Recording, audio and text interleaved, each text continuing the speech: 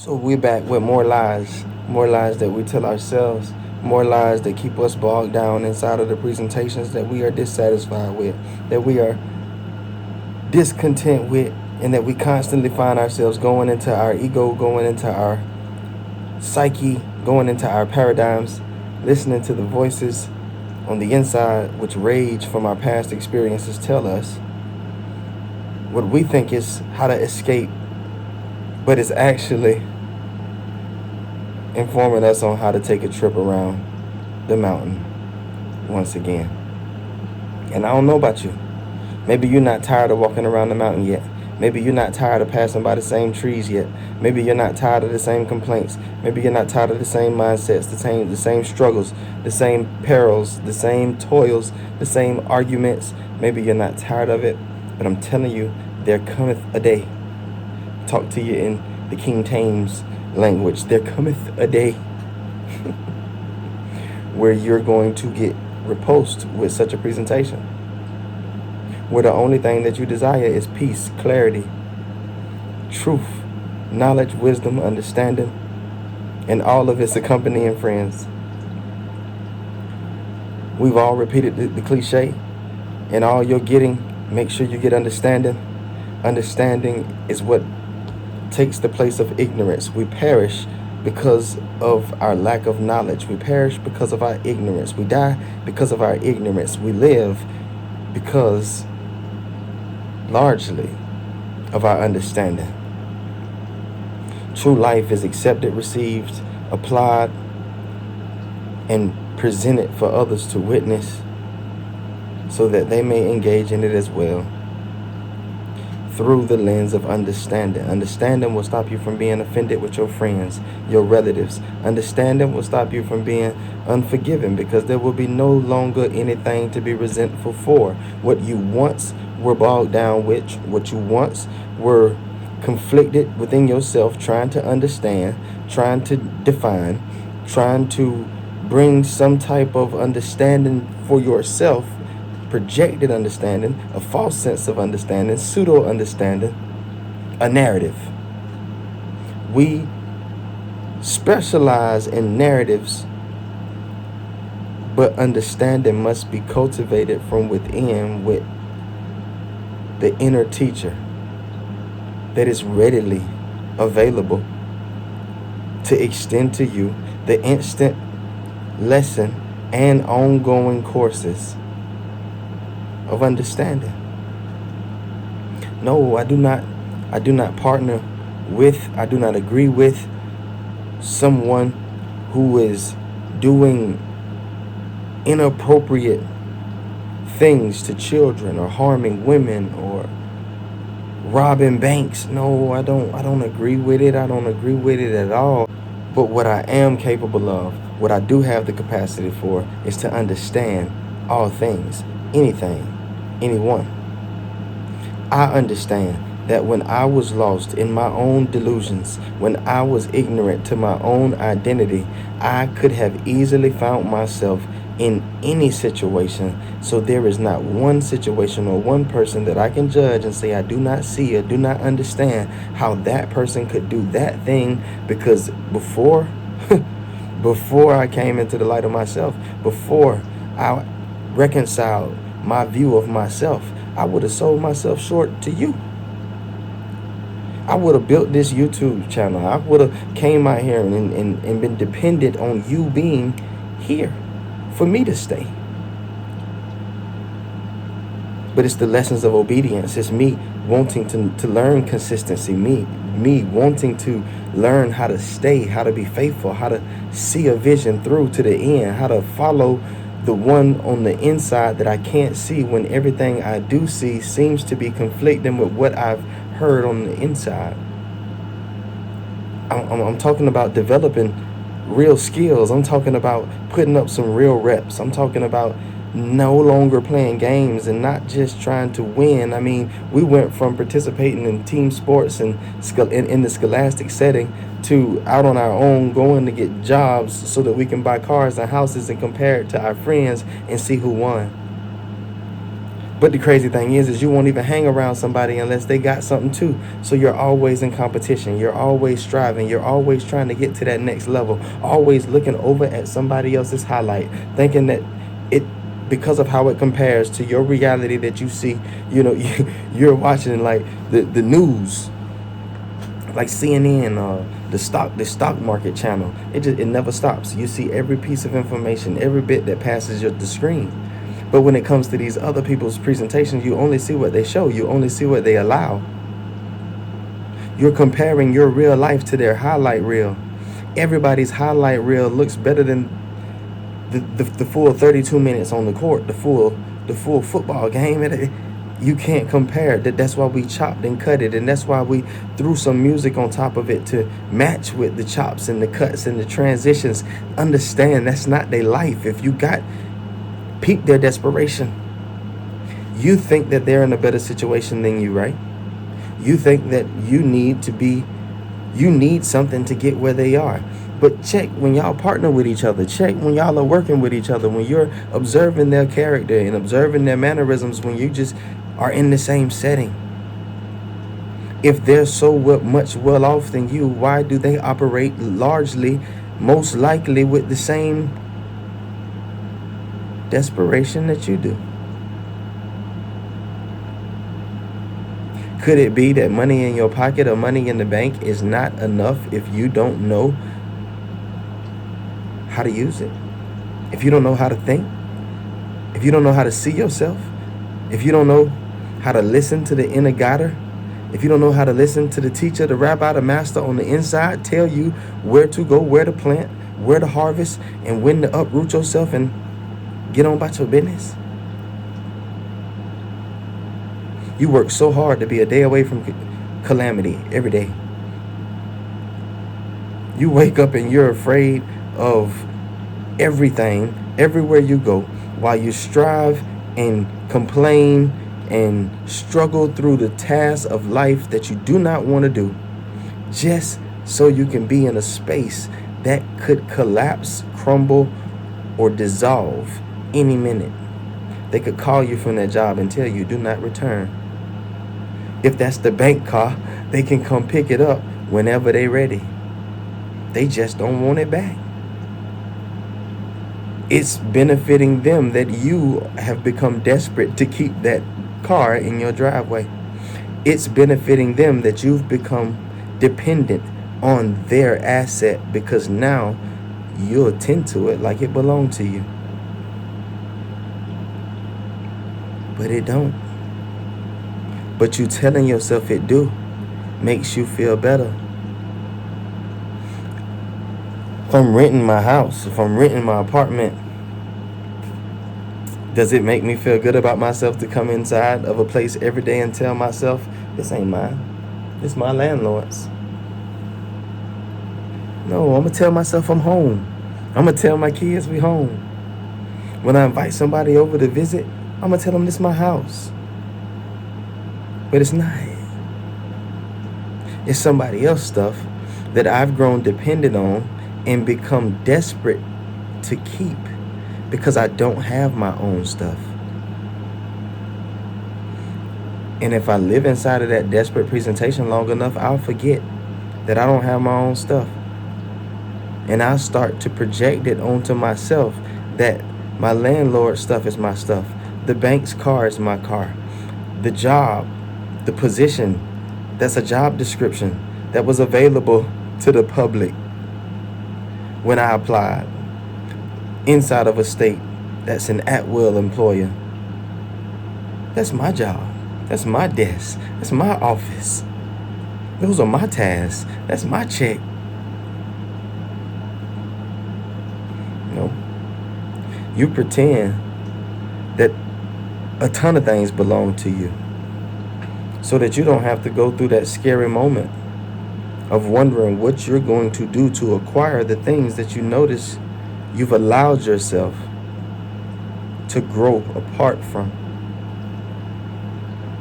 But understand, the first beautiful part of this lesson is noticing that you're still alive, noticing that you're still well. You still have the capacity to be happy, whole, and well within yourself, not just in truth's terms, but genuinely. Like when you see me, I'm smiling. Like I'll mess around and make you feel good just because of how good I feel about myself. Because I've learned to identify myself apart from things. Because there was a chapter in my life that did not allow for me to operate on such a childish base. See, and that's the type of development that I had to go through because I didn't listen any more than you do. And this type of development is not found in books. It's not found in classrooms. It's not taken out of the mouths of other people. It's not even pulled from the scriptures of the holy canons. It's only found in the obedience of following the whisper through the experiences on the physical plane that correlate with the spiritual lessons that are being distributed by your inner teacher. Now, when I was learning to identify myself beyond material things, there was another narrative that I was promoting. I was not walking around talking about how Source was ridding me of all my false senses of security. I was not walking around talking about how Source was removing the dependence that I had developed on the material realm. I was not walking around talking about Source, God, the universe, doing me any favors. I was actually explaining it in reverse, upside down, the way we typically do, because we are talking from our perspective and not from the reality of facts. You have to embrace this truth about yourself right now. You were trained in an upside down society, meaning your perspective is flipped upside down. So when somebody says something to you, the first indication, the first interpretation is probably flipped upside down. So shut your mouth and just wait. Understand though, the other people that are in front of you come from this same upside down world too. So a lot of their statements are upside down as well. So when you stand yourself back on solid ground, put your feet back on the surface of truth, and you have been freed, liberated from this suspending darkness that we come from. It is on you to use your eye, to use your capacity to see through understanding what it is that people are communicating. Oftentimes, people don't even know what it is that they're saying. They're coming trying to say one thing, feeling another, and still yet something else comes out of their mouth. You need to have the discernment of what to respond to. You need to be able to listen to their body language, listen to their words, listen to the inner whisper and guidance on the inside of yourself. But you got to stop listening to them voices. You got to stop listening to your past experiences. You got to stop listening to the harbored hate and trauma that you have held within yourself since elementary school. You still think people come in to sneak you and come in to take advantage of you because of how somebody did you in 6th grade. Stop playing. Get over it. You're like 30. Let it go. It's time. It's time to move along. Your life will not be better when you get more money so that you can stunt on the person who left you or hurt you in the past. Your life is going to be better when you get over the idea that your life is going to be better when your life is amazing now and you're just missing it. The present moment is equally amazing for all of us. The present moment is equally available for all of us. The present moment is equally abundant for all of us. It is available for the collective. There is no impartiality. There is no merit system. There is no performance that needs to be met first. No, this is not conditional. This is all yours, all mine. All you have to do is enter in. But rather than go into the present moment and trust such a capacity, such a function has been provided for you by such an unlimited source, you rather spend all of your time diving into the past and diving into the future, which is the same. One is the picture of things that have happened based on what have happened. The other, the future, is pictures of what you assume will happen or imagine will happen based on what has already happened. You got to get out of there. It's stopping you from engaging with people transparently. It's stopping you from connecting with people. You're connected with all, but you don't feel connected to anything, and no one feels connected to you because you're always absent in the present moment, either in the past or in the future, which is nothing but the redecorated past. You're consumed by your mistakes. You're consumed by your ambitions. You're consumed by your desires. You're consumed by your imaginations. You're consumed by the illusionary version of yourself. Your life will not get better when you get more money. Your life will be more of what it already is when you get more money. So if your life sucks now and you don't have much money, and you're thinking in this moment that your life will get better when you get more money, you're actually thinking about the absence of money. You're actually thinking from the terms of lack. You're actually looking at this upside down, and you're not going to call to yourself more money. You're going to call to yourself more absence of money and more imaginations of what life will be when you get it. We have fallen into a trap. The belief that happiness is waiting for us in the future, just beyond our reach. We tell ourselves, once I achieve this goal, then I'll be happy. Once I attain this status, then I'll finally feel whole. This is the illusion of future-based happiness, a mirage that keeps us moving forward, but never truly arriving. The problem with this mindset is that it anchors our happiness to a condition. It tells us that you're not enough now. You will be once you get there. This creates a dangerous pattern. As we achieve one goal, the happiness it brings is fleeting. We quickly realize that it wasn't as fulfilling as we had imagined. So what do? We set another goal, another target, believing that this time it will be different. But it never is. We remain locked in a cycle of endless striving, always chasing but never arriving.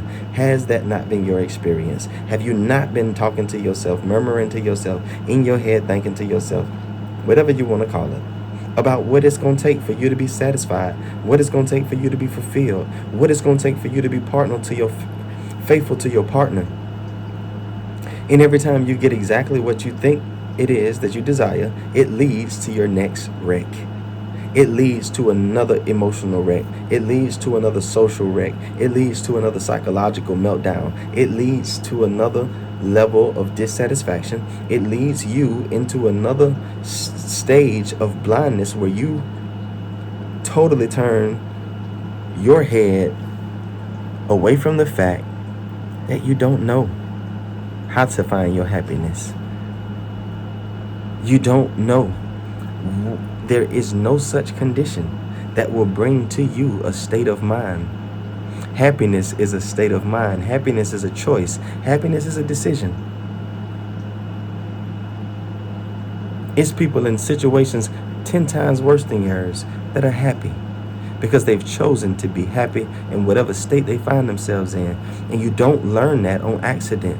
You learn that through obedience in the physical plane, listening to the inner whispers of the teacher who has orchestrated a series of events for you to go through so that you can see that nothing is greater than you. Nothing has been withheld from you. There is nothing that you need. There is no one's absence that will break you. There is no one's presence that will add to you. You have always been enough. Every time you get it in your head, the lie that your life will be better when you are brought to the realization, you are brought to the revelation, you are brought to the truth that there is no adding to what is all. There is no way to add to what has already been given all. One day there was this boy. A little boy was sitting down watching TV, and a commercial for a new toy came on. And he ran into his father's office, and he got his daddy, and he drug him back to the TV. And they caught the tail end of the commercial just in time so his daddy could see what the toy was and see the store, the toy store that the toy was being sold at. So the father, being smart, he tells his son, we'll work on it. We'll I'll see what I can do. And he leaves the son with the desire of the toy to go back to his life while he carries the burden of his son's desire. The son trusts his father. So he went back about his life.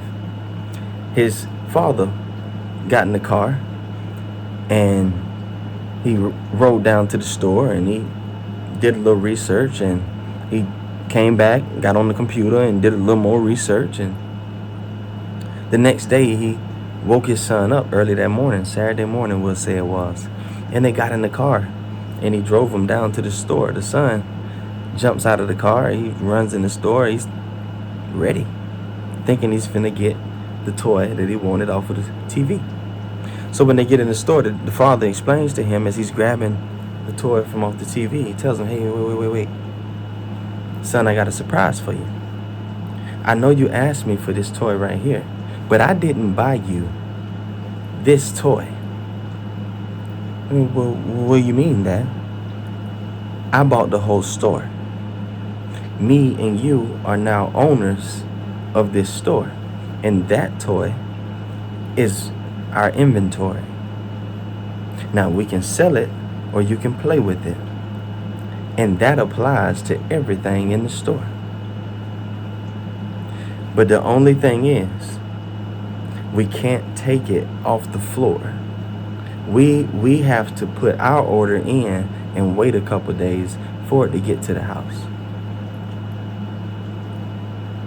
And the son was pissed. He was disappointed in his father and in the fact that he couldn't leave with the toy today. In his disappointment, he totally missed the fact that he just became a business owner. He totally missed the fact that not only did he get one toy, he got every toy that was in the toy store. All he had to do was wait for the father's process to be completed. And that story is such a picture of us who's been given access to all things. All we have to do is ask. And by ask, I don't mean open your mouth and say it. Oh, I sure would love to have a nice car. Nah. You've already decided that you're not going to have a nice car, that you can't have a nice car. If you're going to have anything, you have to first accept that all things have been given to you so that you can make all things available to yourself. It's not the government. It's not this society that has cut you off from the goodness that is available. It's your mindset. It's your limiting mindset of yourself. It's the way you see you. It's the expectations that you have of yourself, of this world. And it's time you get up off of that. I'm tired of watching you suffer because of yourself and blame other people. I'm tired of listening to it. I'm tired of having to walk off on the conversations about it. I'm tired of being misunderstood when I refuse to partner with the narratives. It would be easiest for all if everyone within the collective would just accept the role that they have played in the making of what they call their physical experience, and you are the sole creator in your experience. Nobody has ever reached in your garden and planted something without your authority. You, unfortunately, have partnered with many foolish things that you said you never wanted to experience, but because you didn't want to experience them, because you were so afraid of them, because you felt it and imagined it, what it would be like, you got it because you asked for it. So why not turn that back the way it was supposed to be and attract the positive, good things into your experience? Why assume that it only works in reverse? Why assume that it only works for your detriment? Why say that God is a good God, but then assume that the way you were constructed, you can only call bad to yourself? That's dumb.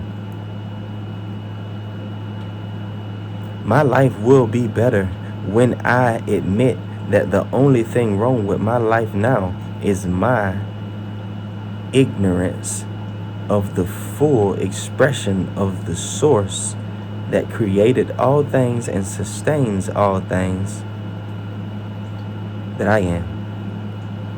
You don't know who you are. That's why you've been suffering. Now that you know, you can be, not do, be. Ain't nothing to do. The beauty of life is in your identity. All you have to do is be. Be what? Be you. What is that? A full expression of I am. A full expression of source. One who calls things into existence from nothing. So stop imagining foolishness. Stop calling foolishness into your pictures, and then being embarrassed that the foolishness is in your picture, and then blaming somebody else for putting it there. Because some people are fully aware that that's not even possible.